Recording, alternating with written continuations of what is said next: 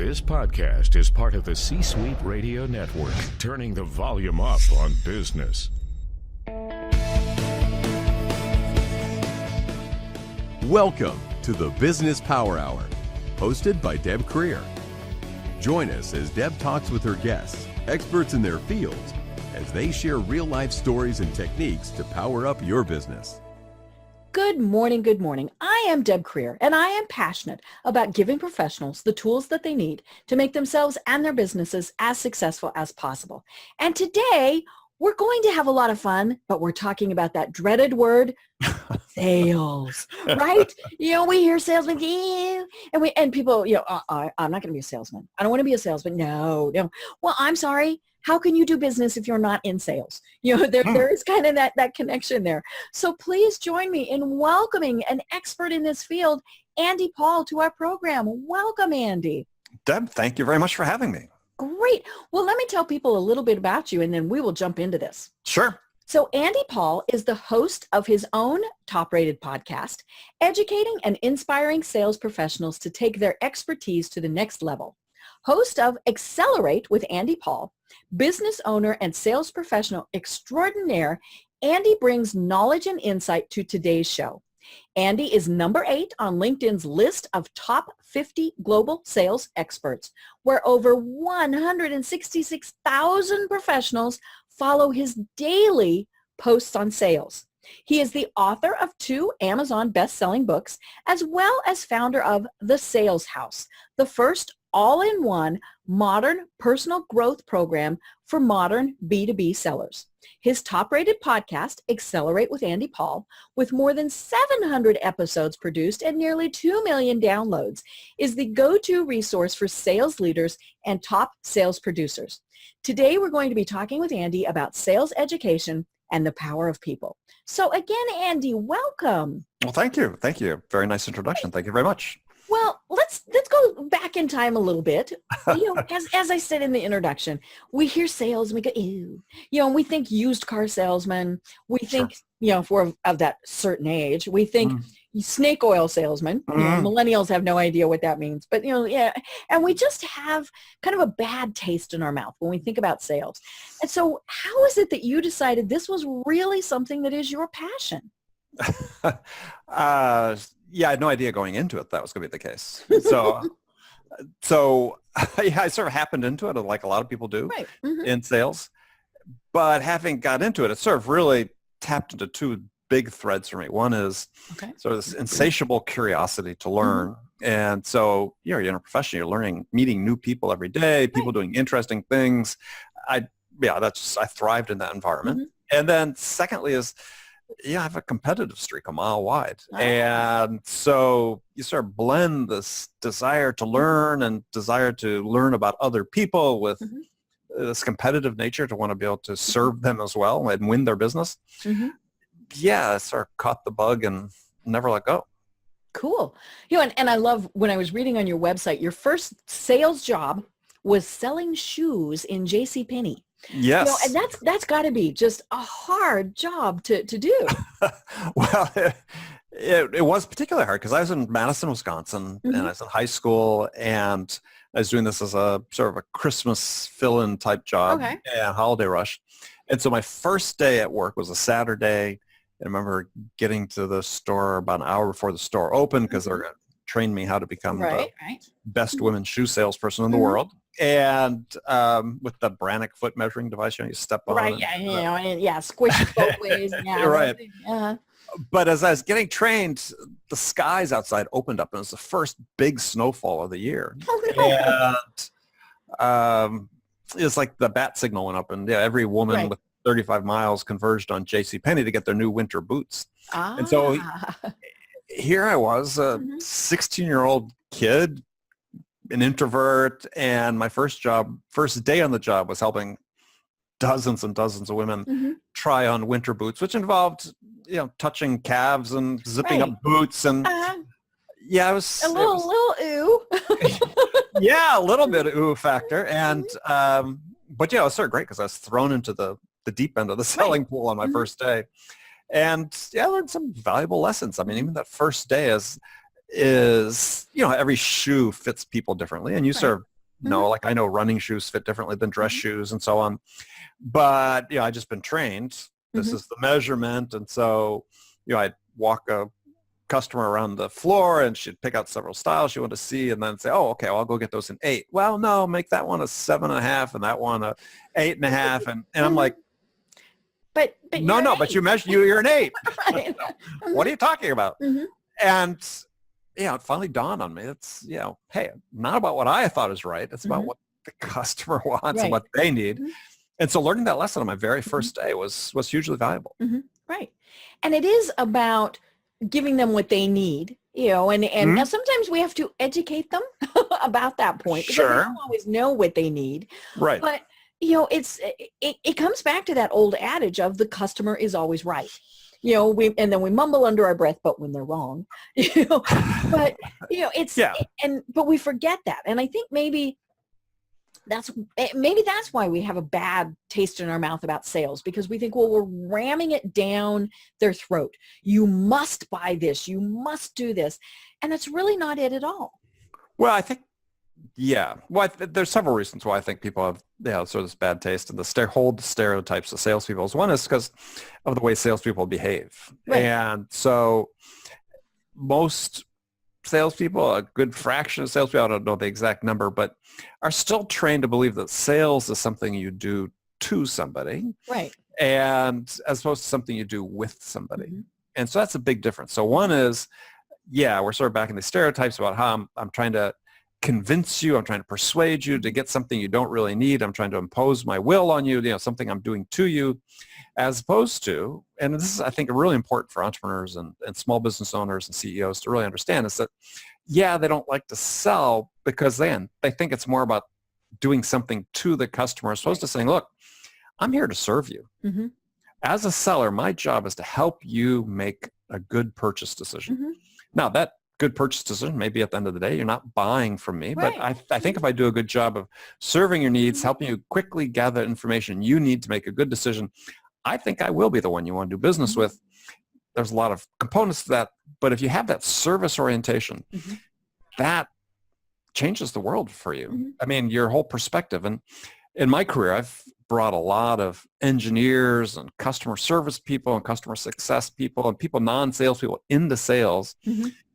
And for a lot of them, is initially sort of like, I'm not sure I can make that mental leap to be able to do this. But then once you explain, no, you're providing a service to someone. Then it's like, light bulb sort of goes on. Well, I can do that. I can help somebody. Well, and if we're a small business owner, an entrepreneur, we have to be selling. And, and that's the thing that I see so many people just cringe at, oh no, I don't want to be a salesperson, and they want to build relationships, which of course this is all about. I mean, but somehow they forget that, they don't forget, they assume that relationship will kind of come naturally. And to some degree it does, but we still have to let people know what it is that we are offering, what our product or our services. They're not psychic. And, and that's what I tell people, who say, I'm not in sales. I'm not going to do sales. Well, then how are people going to know what you have, what your product or your service is? Well, it really depends on the context you're meeting people, right? If you're a small business owner, you're going to a networking meeting or a chamber meeting or Rotary or whatever places where you may meet someone, is the key is when you meet someone to build that relationship is to think and have in mind, well, how would I talk to this person if they were a friend of mine? Okay. So if they were a friend of mine, would I immediately default to telling them about what I do? Right. Or would I say, let me put my curiosity on display here and let me ask some questions about them. Let me demonstrate an interest in someone else. That's the way to make yourself interesting, is to be interested in someone else. So there's a way you can practice this.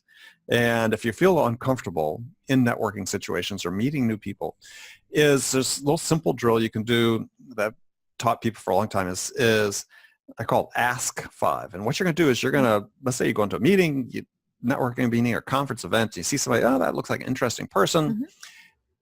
Say, okay, can I ask this person 5 questions about them before I have to say anything about myself? Ooh, I like that. And so then this starts becoming a habit and there's been research about what's the best first question to ask. And there are various opinions, but one study that I think was broad enough that had relevance is said that the best first question to ask is just something simple like, so where are you from? Right. Now, where are you from? Seems like a simple question, but where are you from can actually go into sort of two paths, right? Someone can say on a personal path, well, I'm from Madison, Wisconsin. Oh, really? And if you have all curious about somebody from Madison, then it could be, okay, did you go to the University of Wisconsin? Are you a Green Bay Packer fan? I mean, you can sort of, go list 4 things easily if you're at all well-informed. Or it could go a business path. Oh, before this, I worked at, let's say, Accenture. Oh, okay. Oh, well, I didn't. I'm saying as an example. Right? Oh, I worked at Accenture. Oh, that's interesting. Now, Accenture, boy, they really do some fascinating work. I've been reading about. Yes, So what sort of projects did you work on? Well, that just opens the door to more questions, and people love to talk about what they do because they're interested in it. And so you suddenly now just talking to somebody as you would making a new friend. And the business part will come at some point. Someone will say, well, what do you do? Hey, you'll need to have an answer for that for sure. But suddenly the context of giving it's really different as opposed to sort of pushing it on to someone. Right. They've now asked. They're curious. They're interested in you. You've demonstrated your interest in them. The relationship's starting to form. Well, and when they ask that reciprocal, tell me what you do question, that is not the point to beat them over the head with it. No. Well, I do this and this and this and this and this. And I think that's the other thing that I see people do, or they get so vague that, and we've seen that happen. I love it when I talk to somebody and they get so vague and they wander off and I think, why are they here? What is it that they do?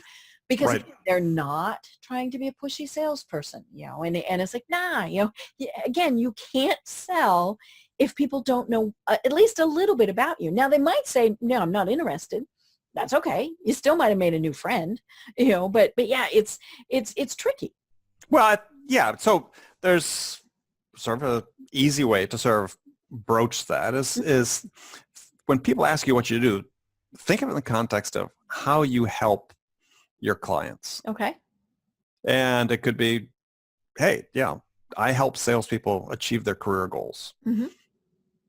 Or, if you're in the marketing business, I help companies build their business or help companies build a list of new prospects but something simple, 5-6 words, just a simple statement about how you help companies, your clients, and then stop. Right. If they're interested, they'll ask for more. Yeah. Well, you see how the conversation goes, right? They may ask for more information. And then, I know people go to meetings like this and they think they have an agenda. Oh, I need to get 5 new names. Otherwise not as successful. Well, that's not really it. How about 5 new relationships? And those relationships that you develop over time, even if they're not customers, they could become referral sources for you. But if you jump into it too soon, you're going to miss that opportunity. Right. I've shared this story before that I was at a networking event in Denver, when I lived there, and it was a big networking event, and so, we're working the room, but as typically happens at something like that, you still cluster with the people you know, and this, so I'm standing there talking to 3 or 4 other people that I know, and this woman races up. I mean, like there's something, something big that's going on, hands us her business cards and races off. And so one of us was like, wait, come back here, come back. And, and she did, she came back and we said, what gives, why? And she said, I bet my husband I couldn't give away my entire box of new business cards. And then she turned around and left. And so, the 4 or 5 of us who were standing there looked at her business card and threw it away. Sure. And it didn't matter. We could have desperately needed what she did. But because of how she handled that, it was like, her whole concept was, I have to give away 250 business cards tonight. And I'm sure she did, but I'm also guessing that absolutely nobody contacted her afterwards. Well, she didn't build her network, right? And so if you look at your network as an asset that has the ability to monetize itself at some point over the course of having it, you build your network, link by link. And so, you meet somebody, they're interesting.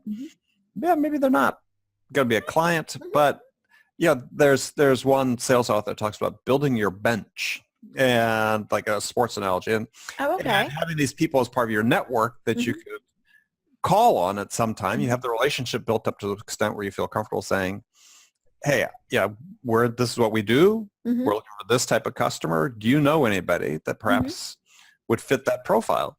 Well, then you've earned the right to ask that question. So, tell us a little bit about how you train people and work with people, because again, we're all going, ew, I don't want to do that. And we have to. I mean, let's just get over it, folks. You have to, unless you have a product or a service that is so terrific that people are literally knocking down your doors for it, which it's not going to happen. How do you start with somebody who really comes in and says, Andy, I'm lost. What do I need to do? Well, there's several different scenarios there, right? Okay. So I try to distinguish very carefully between training and education. Okay. And there is a huge difference. There's a difference. And so I'm in the business of educating people. There's lots of sales trainers out there, and they do their thing. And what they're prescribing is, hey, we've got sort of a one-size-fits-all methodology that we think your team should learn. Right. There can be some value in that. So you must get 5 contacts. You must follow up within an hour. You must do this. You must do that. And it at least sells their books. Yeah, and there can be nuggets in there. But the thing is, we know about training is, especially classroom training and so on, is that people forget things very quickly. Right? There's only so much they can absorb in a short period of time, and within 30 days they've lost 90% of it. So there's a couple nuggets maybe. By the way, most companies train, especially small businesses, is, look, we're going to do sales training this year. What we're going to do is we're going to hire an expensive guy like Andy to come in and spend a day with the team, and off he goes. And that will be sales training budget for the year. Right. But within 30 days, they've forgotten most of it. If even 30 days. Exactly. So education is about day-to-day learning. Okay. Right? Making a commitment. And especially if you're in a small business environment, small companies don't have resources to do extensive training. It's just not in the nature of the beast. And so if you're in sales, whether you're in a big company or a small company, you really have a responsibility to say, look, what am I investing in myself? What time am I investing? Maybe what money am I investing in myself to continually learn and improve my skills and my craft and my ability to serve my customers. And that's, I think, a completely different focus. And that's what I think my experience has shown over 4 decades in sales is that the top performers are those who make that commitment to constantly learning. Excuse me. So that's a resource we're offering in the Sales House, for instance. It's an education resource. We have courses. We do live coaching every week, multiple hours of live coaching. We've got a private community on our Slack workspace so that everybody can engage with each other, because I may have a lot of answers. I don't have all the answers. Many heads are smarter than just one. Right. So we get that community effect going, and we want people to come in and spend 10 minutes a day just to watch a new video, pick up a new perspective, something they can add into their approach to selling to really become the best version of themselves. Because no 2 people sell alike. And that's what I think is the limitation of training, is they're trying to fit square pegs into round holes. Right. But if you take it onto yourself to say, look, I'm going to read this book about sales. Maybe I'll take away 2 things from it that really resonated with me. That's perfect. That's exactly what you want. I'm going to join the Sales House, and I'm going to watch, we've got a series of courses. They're all 10 minutes or less. So come in, learn about an important aspect of selling in 10 minutes, learn how to turn it into a habit. If I do that once a week, that's great, right? And then I'll listen to a podcast one day a week, and another day I'll watch a video on YouTube. It's just sort of getting in that mode where saying, look, I need to keep learning. And so that's why education is really important. And so we operate on the theory, and this is a expression from a quote from a British philosopher from the late 1800s, Thomas Huxley, who said that in life you should try to learn something about everything and everything about something. And so that's what we're trying to encourage is, be interested in all facets of sales and all facets of the world around you, because since we are dependent so much on building relationships with people, is if you read the news, if you listen to, read things online, magazines online, pursue your special interests, just read broadly, then when you meet all these people in sales, you have some ability to be able to connect to something of interest to them. Right. And then to know everything about something that is sales, your product, your company, how you help your customers, you should be an expert on that. So just say, okay, my daily activities, I'm going to spend 10, 15 minutes a day making sure I'm prepared to do both those. Right. Yeah, and so that's why you're having your first cup of coffee of the day or something like that. And and I love that concept because you can be learning other things. And I apologize if you can hear that beeping in the background. My alarm system's going off, but it's not the danger alarm. Nobody's going to come in and whack me. So okay, all right, good. So we need to be learning, as you said, a little something every day, and maybe some of it is current affairs, sales techniques, marketing, SEO, all of these various things, and then of course something in your industry, because our industries are always changing too, and I love that it's just 10 or 15 minutes a day because we can do that. We spend that much time or more on Facebook, chasing the next squirrel. Well, and that's right. And that's really the alternative as we tell people, is just, turn off the screens for 15 minutes. I mean, you'll never miss it. In fact, it's not going away. It's always there. And if it's on TV, you've got a DVR. So, or it's on Netflix, it'll be there. So, take this 15 minutes, a little quiet time, and get focused on, I said, watching something, reading something. So we just recently published what we call Sales Growth Planner and Journal. And it's a 12-month document, if you will, where we show people how to create a sales plan. And then with the sales plan, create a learning plan that says, these are things I really need to learn in order to make sure I can execute my sales plan.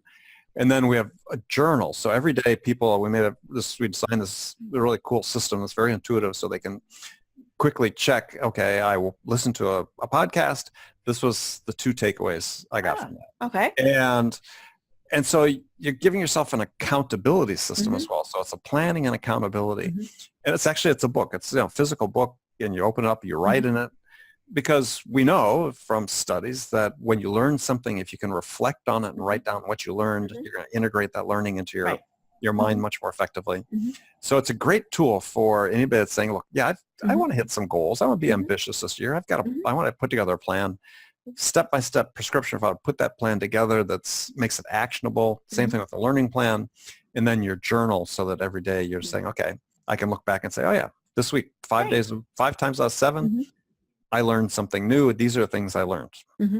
Well, and it is, as you said, it's that writing it down. We've all gotten into the habit of not writing things down, or doing them online, and things like that. And it's the actual, and, not to get too esoteric, it's that pen to paper. There's something about that embeds it more in our brains than even if we're just typing it, and so, when we do that, it really does make a difference. I always joke. It's actually, studies have shown that number 2 lead is the most creative instrument you can use to write with. So I'm not writing my books by hand anymore, but you might do an outline like that. Who knows? Well, actually, when I get really creative, I sit with my iPad with the drawing and my Apple Pen, and I draw things out, and things flow much, much differently than they do when I'm on looking at a spreadsheet or so on. And it is something that I think a lot of people have gotten away from, as we were saying, there's a meme on social media, of course, that's going around that says something along the lines of, if we required people to have to write in cursive and drive stick shifts, we would just wipe out an entire generation. And but that's, part of that is true. And the reason I say that is the fact that we aren't learning. And maybe it's because we're so busy. We are the small business owner. We're the entrepreneur who has our 900 hats on, and we're going, I always joke that, our days are 28 hours long. It seems like that because we're trying to cram so much in it. And we think, well, if I spend 15 minutes reading a book or doing, no, that's time wasted. And of course the opposite is true. What we need to be doing is learning things so that our day gets down to 10-hour days. I interviewed a guest one time who works 4 hours a day and, is extremely successful in what he does. Mm-hmm. It's very possible to do that. Yeah, I think that. Mm-hmm. Yeah, technology gives us a sense that we're busier than we actually are because we're engaging our brains at all time when we're involved with our phone or iPad or computer, and I'm as guilty of that as the next person. And so I now program into my day breaks, using apps on my phone. Yeah, I know. We set the alarm. Set the alarm. But there's a great program on iPhone called Calm, which is sort of a mindfulness program. And it's very valuable, but it's sort of an enforced quiet time. But you come back feeling refreshed and a little more creative. So the tools can work, but it's also great to schedule time when you're just doing nothing as well. Right. And so you sort of get away from sort of that feeling like, I'm so overwhelmed, I don't have time for myself. And you start taking that time. And for me, I encourage, professionals and CEOs that I work with and so on is, what are you doing, A, for leisure reading? Right. And B, what are you doing for exercise? And all these things that are really critical to making sure you're prepared to handle the rigors of whether it's sales or running a company. Right. Well, speaking of technology, we have, I think, started to rely more and more on it. And whether it's, maybe it's that we've got this great database that's going to remind us, hey, we need to reach out and contact that person 5 times a year, or or it automatically sends things out for us. Have we become too reliant on technology? And if so, what are some of the downfalls that we've got? I don't think we're too reliant. I think what happens is we're hoping they'll substitute for the human interactions that need to take place. And so I can automate those emails. I don't have to think about it. Yeah, and this is sort of what's happening. And so just because technology enables you to do something doesn't mean that you should. And unfortunately, we haven't sort of crossed that gap yet. So in the sales space, for instance, there's all these email marketing programs and sales engagement platforms and other really nice technologies that exist to make it much easier to proactively reach out to cold prospects on a mass basis, if you will. Okay, I mean, but should you do that, right? I mean, and what we're sort of seeing is that there's become such a reliance on those tools to handle that part of it that we're not really paying attention to the actual selling, building the relationships and selling that needs to take place to ensure that we're winning a substantial fraction of our prospect opportunities. And this is a problem. So it's easy to get seduced by the technology. We have to learn how to put it and use it in the right way so that it's actually helping us interact with our prospects more effectively. It's helping our prospects make better decisions and perhaps more quickly. And at the end of the day, helps us win more business. We haven't connected all those dots yet, or at least many companies haven't, because they get so in love with the technology that it's like, well, if I can just create all this activity at the top of my sales funnel, then I know that I'll close 5% of those. And when you talk to a CEO or somebody who says, okay, well, you close 5%, it's not very good, but what have you been doing? what are you going to do to double sales? Well, we're going to add twice as much stuff to the top of the funnel. The tools enable you to do that. But what you're saying is, well, I'm going to burn through most of these prospects and not do a very good job with them because they're not buying from me. And so what we're seeing is more and more companies sort of, and I wrote about this in my email this morning because I send out a daily email to thousands of CEOs and entrepreneurs and VPs of sales and so on, is that increasingly we see companies that aren't really selling, they're just playing the odds. Right. And it's not a position you want to be in. That's not a sustainable position. If your business takes a downturn, if there's a recession and your market contracts, if you don't have the ability to go in and actually execute a sales process on a one-to-one basis with another human, you're going to be in trouble when the markets inevitably change. So part of what I spend a lot of time with companies on is saying, let's make sure we use the technology appropriately, but also when you have the opportunities to actually be face-to-face with a buyer, what are you doing then? And there's not enough attention paid to that, what I'll call middle of the funnel activities, discovery, needs analysis, qualification, to ensure that companies learn how to win. Mm-hmm. Because we have whole segments of, especially in small businesses, we see this where, yeah, they may only win, let's say 20% of the qualified opportunities they have in their pipeline. Well, that's not very good. And what it's the inverse is, the only thing you're learning in that environment is you're only closing 1 out of 5. Is the only thing you're learning is how to lose, right? If 80% of the outcomes of your activity is you lose, hey, that's what you're teaching yourself how to do.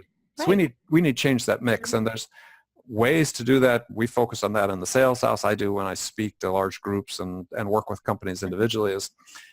How do we make your sellers more effective in that middle part of the selling process? Right. That's what makes all the difference. Well, and it's funny because we do get caught up in the numbers.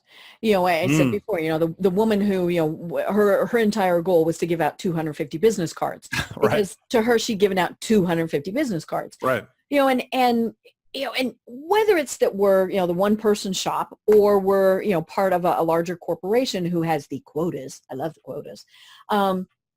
We get caught up in the numbers, and we think the more we do, the better it will be. And then that's where we start seeing kind of the declining numbers. Well, we might have talked to 100 people, but if 90 of them were not the right people, then that was a horrific waste of time. And so, well, and it's not even necessarily that they're talking to the wrong people. Right. Again, maybe the wrong message or. No, it's, well, think about it. So in a lot of companies, and what you're seeing is what they want is they want their salespeople to have a certain pipeline coverage, they call it. So what they're saying in their pipeline, if your goal is to sell $100,000 worth of stuff this month, your pipeline has to be a certain multiple of that. So, and we increasingly see that number as being 5x. So they want somebody to have $500,000 worth of opportunities that could potentially close this month in order to yield 100,000. Right. Well, what you're doing is you're basically guaranteeing if your pipeline coverage requirement is 5 times your target, then you're basically guaranteeing that your close rate is going to be 1 out of 5. Right. Because, and again, you're learning to fail. Well, you're learning to fail, but the reason that this sort of reciprocal close rate happens or win rate happens is you're working too many opportunities. You don't have an opportunity to do a good job on discovery.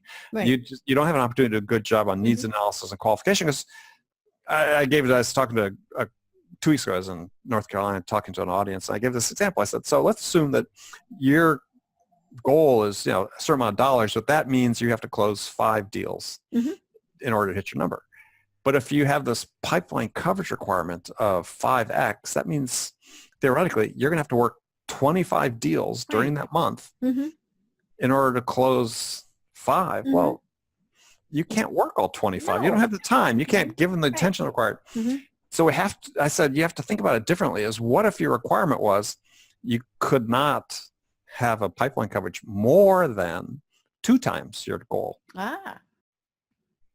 So what you want to do is you want to start from that perspective, saying, look, this is the win rate we think we have based on our experience so far. You're new companies, you're going to go out and do some pioneering selling. You'll sort of get a sense of what that win rate will be and say, okay, now let's scale based on this win rate. But instead what we're doing is we're scaling based on our technology, which says, well, we could reach out to a lot more people and put way more people into our pipeline. Yeah, but we don't have the ability to sell them. Right. So what good is it? So we're basically burning through these people that potentially could be purchasers maybe at another time by going this half-hearted, half-assed sales process in order to close. So we're into this vicious cycle right now. And I see companies getting into it where they think the technology is helping because they're so excited because it enables them to reach out to more people, but the results at the end of the pipeline are miserable. Right. Yeah, and then you get discouraged because you're thinking, okay, I am, there's something wrong with me. Why aren't people buying from me? Or there's something wrong with my product or service. You don't see it as, I'm just trying to do too much. You see it as, there's something wrong. There's a failure mode. Well, the failure mode is one of the 2 things you described, but and this is sort of a culture thing. So as you talked about, this obsession with activity and numbers of things as opposed to quality of things is that managers have to feel comfortable because it really starts at the top. You have to have the team that you feel comfortable that if they only are carrying a 2x pipeline coverage, that they can hit the number consistently. Right. So that means they have the skills, they have the talent, you have the support within the organization, whether it's sales, engineering, whatever resource required, and able to do that. And I can speak from personal experiences in my sales career before I started my own company over a little less than 25 years. I closed $600 million in orders myself. Wow. Okay. Selling admittedly, some stuff was pretty big. I mean, it's selling some complex communication systems that sold for millions of dollars. But I carried a pipeline coverage ratio on average about 1.5, 1.75, because I knew that if I did a good job of discovery and qualification, that when that person was really a qualified opportunity, I knew there was a really high likelihood I was going to win the deal. Right. And that was based on how I sold, how I qualified, how I delivered value to them, how I differentiated me from my competitors. I mean, there's pieces to it, but it's things that everybody can learn how to do through experience and through educational resources. But you have to think about it from that perspective. Let's start with the win rate we want, and then build our process and scale that based on achieving that outcome. And that's a much saner way to go. It's a much more predictable way to go. And it's a much more sustainable way to go, especially if markets go south. And that's, we always have business cycles that come and go. Position yourself. If you don't know how to sell and the market would get into a recession again, you're toast. Right. Yeah, because you've got that huge group of people who probably no matter what weren't going to buy. And now it's even worse. They're really not going to buy. And the maybes in there probably just moved to the not going to buy either. And so, yeah. But if you know how to execute, that's the thing. It's the companies that succeed in recessions and continue to grow their business, or at least not fall the way others might, is that the ones that they've mastered how to sell. And the selling is not about prospecting. It's about once you have a prospect. Right. I mean, prospecting is absolutely essential, but for many companies has a disproportionate mind share. And so we have to say, look, this is a necessary activity. We have to be competent at it. But winning is all based on what happens after we have the prospects. Right. And it's how we discovery, needs analysis, qualification, so on. And it's not getting enough attention. So that's my focus. That's my passion, my mission. When I work with companies, I work with people inside the sales house and companies inside the sales house. It's how do we master that aspect? Because we're focused on what can we do to get you to win more. Right. And that's what sales is about. Yeah. And it comes back to knowing all the right questions to ask and knowing your product and things really well. I mean, how many times have we gone into, say, a big box store and the little salesman comes up and you say, well, I would like to buy X, and you get this, our special of the month is, because they've either been told this is what they're selling, or they just don't even have enough knowledge about it. And so then I get annoyed and I leave and I go to Amazon and I buy whatever it was that I wanted to start with. Right. But it's, but it never occurred to them to even ask questions, because that wasn't how they were taught. They were taught, you are to sell this, you are to talk to 20 people a day, back to the numbers, all of those various things. And they're also told, and of course, this is the big bugaboo, you are on commission. Therefore, the more people you talk to, you get that mindset going. The more I talk to, the more I'm going to earn. When they don't understand, they're skipping that middle part. Well, I think this back to the mindset and the culture issue is if the culture of the company is, and because there's nothing inherently wrong with a commission, right? I mean, I think that if people are, like you said, competitive people are going to do really well. Well, but it's not just competitive. So I think you have to look from this perspective as, at the end of the day, we want to win business. But the only way we win business is by serving our customer. Right. And so serving means helping them make a decision. So we have to provide that service. And we can't, there's two levels of service. One is I have to service them to help them make a decision. It gives me the opportunity to service them with my product and service, right? So that I'm selling. So, the winning part is putting yourself in a position to be able to serve with the product and service you're selling. But to do that, you have to provide a service to the buyer. And this is really critical. And the culture from the top is, look, if it's all about the numbers, then there's no service orientation. It's all about the seller. The buyer senses it the instant they interact with you, much like your big box. as opposed to even at retail, and not say even at, but compared to business, but even at retail places like Nordstrom and other stores where they're very service oriented, where they go the extra mile, they're on commission. Right. But you rarely run into a person, not say you never do, but you rarely run into a salesperson in a Nordstrom store who isn't customer first, right? And that starts at the top. And so in a small business, you have the same imperative. You as the CEO, you as the entrepreneur have the ability to set the tone, which is, look, customers come first. Right. Right? Our job is to help my customers make a good decision. And there's a great quote from Jeff Bezos at Amazon about this. This is an interview with Harvard Business Review. He said, look, we don't make money when we sell things. We make money when we help customers make purchase decisions. Right. And that distinction, I think, is really important for people to understand, is that's your job as a company. That's your job as a salesperson. It's not to sell somebody something. It's to help them make a decision. And so to do that, you need to be able to connect with them, engage their interest, build some trust with them, be able to help them get the information they need to make the decision, and then inspire them to want to do business with you. Right. Well, and because, of course, ultimately the goal is that they do business again and or they tell their friends, and if it was just this simple transaction, okay, you're like, oh, whatever. But, and Amazon, of course, is a great example of that because, you've got all of the frequently asked questions. You've got the reviews. You've got the people also looked at feature. And so sometimes I feel like it's this not so subtle peer pressure, well, wait a minute, if my friend bought this, well, then I need to buy that too. But yeah, they've got it down to an art of how to, and especially if you buy this, people also bought this and this and this because they're helping you, so maybe it's that, a kitchen item, so you bought that blender. Well, people also bought this set of 5 bowls and the this and the this because it's going to make your life easier. And which is, it is. Now, is it selling more? Who knows? But, it really is. Cross-sell and upsell. Yeah. Oh, yeah. And people are going, oh, well, because you're like, okay, well, I bought the mixer. I probably do need new bowls. And what bowls did everybody else buy? And oh, look, you just made it easy for me because you suggested the bowls to buy. Well, but I think you look at Amazon as a case, and let's compare that with business to businesses, because it's actually pretty similar, is the reason we're open to the suggestion to buy additional things is that there's this element of trust in Amazon.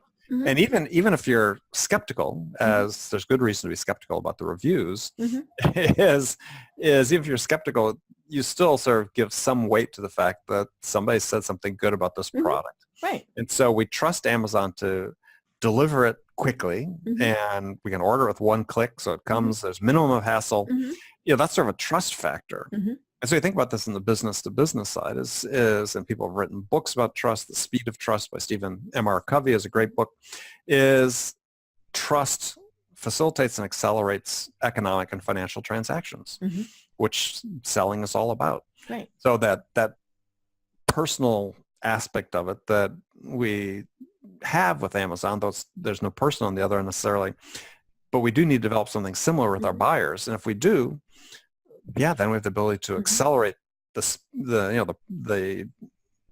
speed of the transaction, if you will, in sales, which is what you want. Right. Because when that is, when the transaction is more quicker, right? Whatever that word is. Faster. That's that word. Then we can move on to the next person, and the next sale.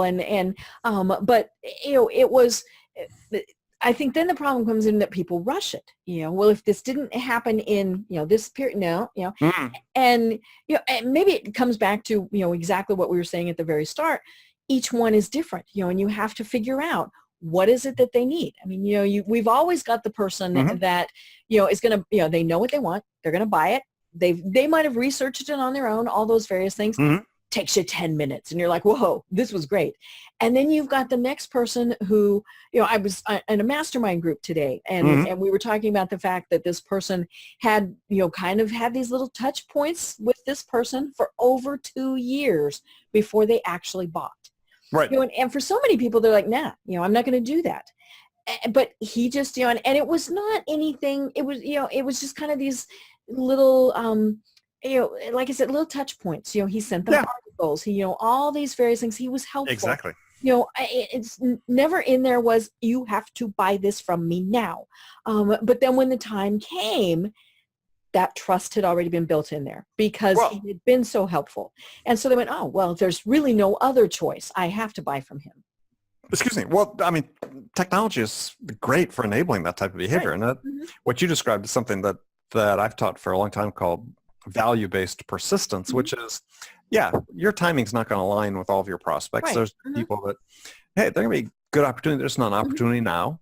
You have to have a little patience, but then you put together a little plan. Say, okay, over the next 6 months, I'm going to send them one email a month, but that email is going to have a white paper attached to it, or something that's just so every time something helpful. Well, so every time they receive something from me, they see there's something valuable about it. And that's what you want to train your prospects is communication, because it's a noisy world out there, right? So I want people to say, oh, I got something from Andy. That's worth my time. I'm going to spend some time on it.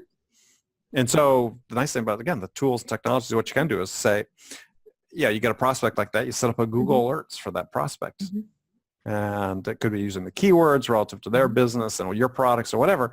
And Google sends you emails every day with links to articles and white papers and so on.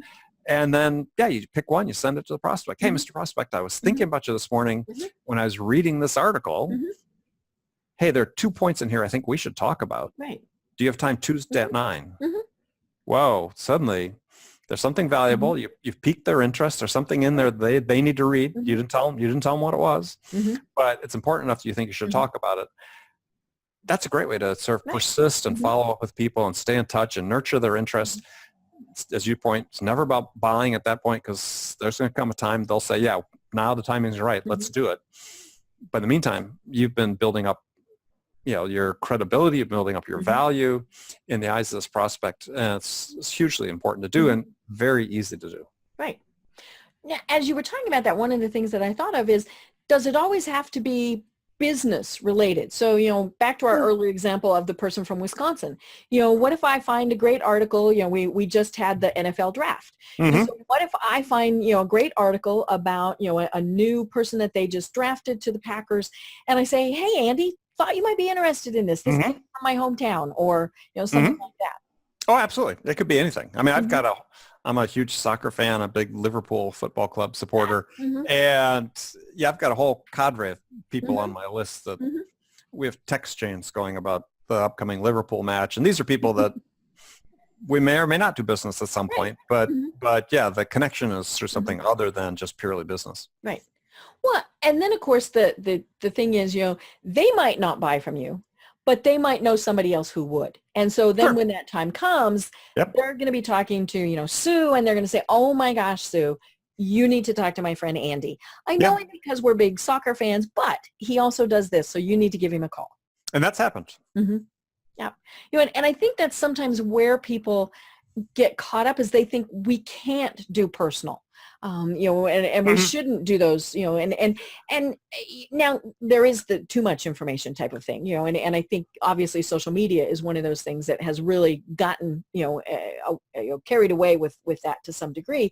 But those little points. And, when I'm working with people on their LinkedIn profiles, I tell them, you need to put some personal stuff in there, even if it's, where you went to school or things like that, who you volunteer for, because those are those little touch points where it's, it's just another little connection that somebody might have, and it gives them a reason to talk to you again. Yeah, well, absolutely. I mean, there's increasing amounts of research being done into the impact of artificial intelligence and automation on communications, and and they're fairly conclusive, saying, what people want is more real, authentic human interactions. Right. So despite all the noise they're being bombarded with on a day-to-day basis, your potential clients, your potential prospects, they want that human interaction. It's not, and you're right, there are sales trainers and other trainers saying, look, your buyers don't have time for the personal. It's got to be all about business. And it's just the opposite, 180 degrees of what, if you want to differentiate yourself, then you make that human connection. And so I've actually summarized and distilled down into a formula I called the BALD formula, B-A-L-D formula, for how to communicate and build relationships with people. And it works in business or in personal life. So it's a little acronym, and B-A-L-D. The B, and if you remember and master these 4 points, they're very simple to master, but if you master these 4 points, really your world's your oyster because you can build a relationship with anyone. So B, be human.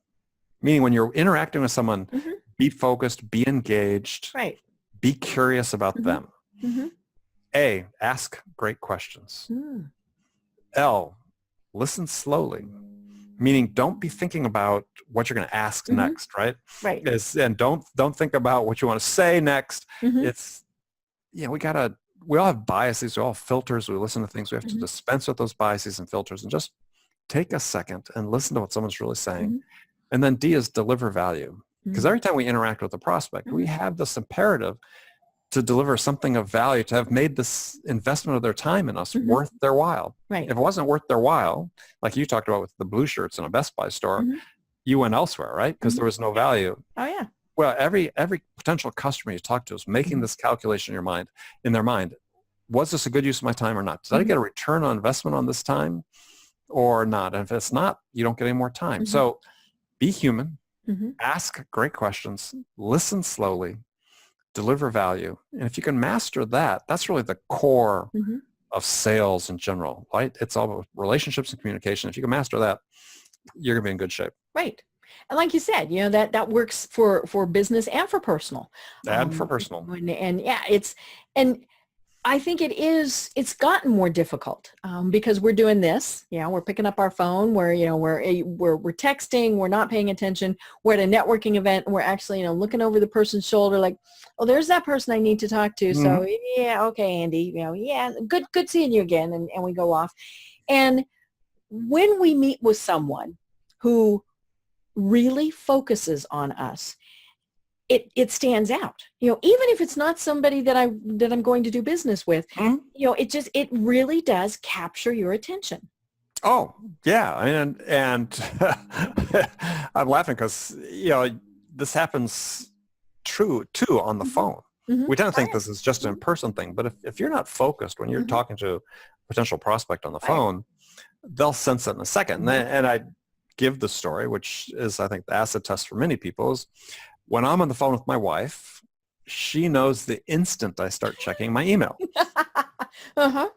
She knows. She just knows. She says, "What are you looking at?" I said, "What are you talking about? I'm completely focused on you, dear." Yeah. She's like, and "No." She goes, "No, you're not, Julie." Well, your prospects can tell the exact same thing. So here you are, you spend all this money generating a lead, and you get on the phone, and the first thing you do is you pick up your cell phone. If it buzzes and says, "Oh, John updated his Facebook status," it's like, and that instant you took your focus away from the prospect. You may never get back engaged to that same point again. It can take up to a minute. And if you're on a first call, they don't have a minute to give you to get engaged. And suddenly they sense, this guy's just not interesting. He's not there, not worth my time. Forget it. Right. So this whole idea of being human is about being focused, getting rid of distractions, and being interested in the other person. Yeah. Years ago, I remember I was at a networking event, and it was one of those things where we were seated at a table. We were supposed to go around and introduce ourselves, and to each other. And so I was speaking to the person next to me, and he's sitting there the whole time, and so I did my initial little, "Hi, I'm so and so." This, and then I just stopped talking, and he didn't notice. And then he finally did notice this very awkward, nasty silence. And I was just sitting there, just, didn't do anything. And he finally said, yeah, go on. And I said, "Oh no, that's," and clearly this was a business relationship that I decided wasn't going to go anywhere. So I didn't know if I burned that bridge.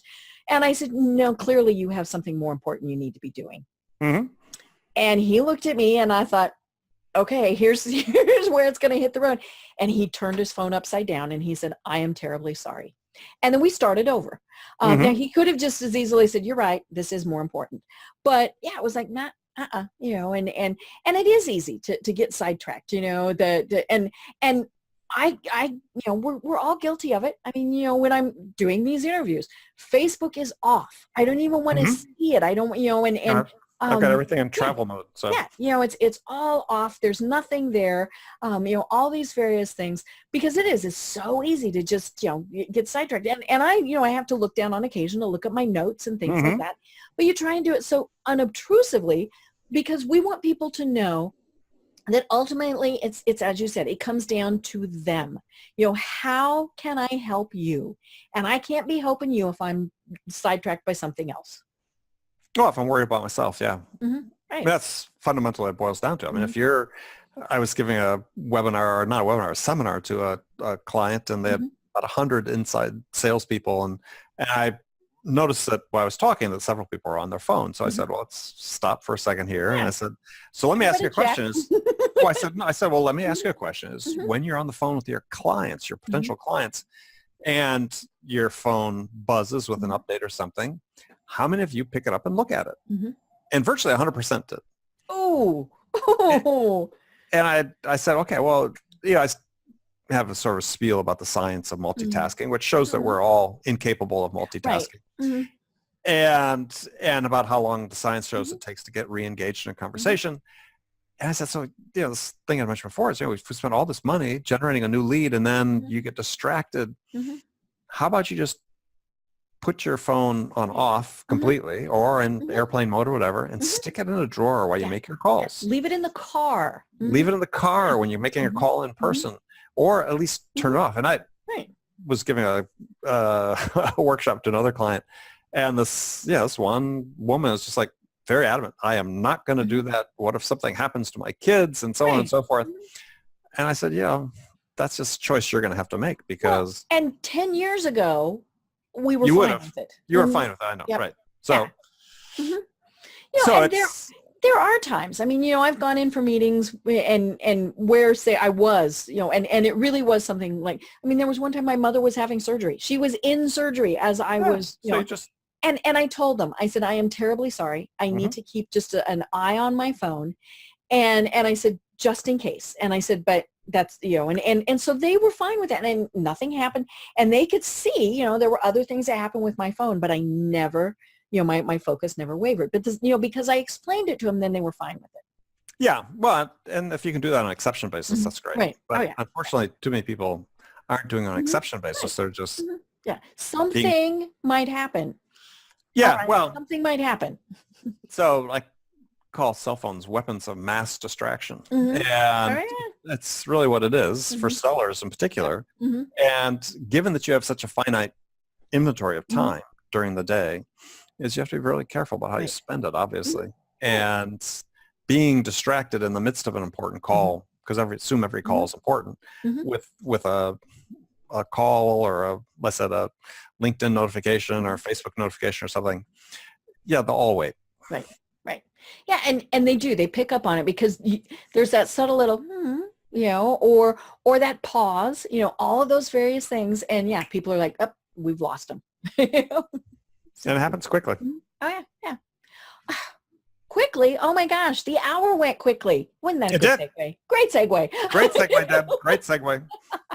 So, Andy, this really has been so much fun talking to you. But likewise, how do people, how do they connect with you? You mentioned you've got this email. How do they connect with you and get your information?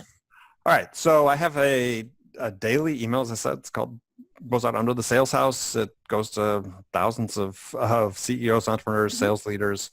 You can go to thesaleshouse.com/subscribe, and you can subscribe there. You can email me at andy@thesaleshouse.com. Go to thesaleshouse.com and you can join if you wish, or contact me if you want more information. Follow me on LinkedIn. Connect with me on LinkedIn. Perfect. You can search me, Andy Paul, or at the Sales House. You can search and find me there. Wonderful. Well, and I was looking on andypaul.com, and that's where your podcast lives. That's where my podcast lives. Yes. Yeah. So you can find great information there. Podcast there, andypaul.com, or on iTunes, obviously. And we're weekly podcast. We're 707 episodes, something like that. Oh my gosh, I'm only 460 something. So you'll get there. You'll get there. But I mean, when you consider that the average number of episodes a podcaster produces before they quit is 7. 7? Oh, wow. Mm-hmm. So we definitely beat the odds. We've beat the averages, yes. Yeah. Well, it really has been wonderful talking with you, and I definitely hope that we do it again, because I look forward to it. I think it's something that we do need to think about, because, back to what I said at the beginning, we all go, sales, ew, and I don't want to be a salesperson. No, it's we all have to be, or our business is not going to be successful. Right. And so, I would love talking with you again, and we'll definitely make sure that we have you on again. Excellent. Appreciate it. That'd be great. Great. Well, I am Deb Creer. I've been having a fascinating time talking with Andy Paul. And until next time, everyone have a great day. Thanks for listening to the Business Power Hour, hosted by Deb Creer. Join us next time for more real-life stories and techniques to power up your business. You've been listening to C-Suite Radio. For more top business podcasts, visit c-suiteradio.com.